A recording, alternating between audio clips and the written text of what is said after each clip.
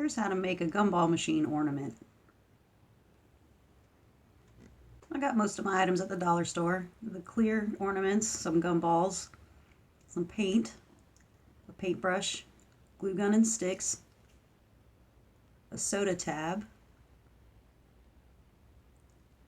and a bow. It's got the little wire fastener on the back of it.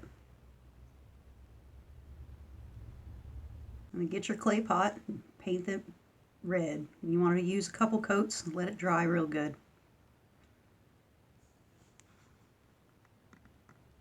And take your ornament, pull the top off of here. And you want to put some gumballs down in there, as many as you want. I didn't fill it too much because I didn't want it to be too top heavy. I want my base to be heavier than my top. There he is. And you take my ribbon and use the little wire thingamajig to fix it on there good. And there it is. Take your soda tab, figure out about where you want to put it, and just hot glue it right into place. Glue's cooled. Take your base, put some hot glue on the top,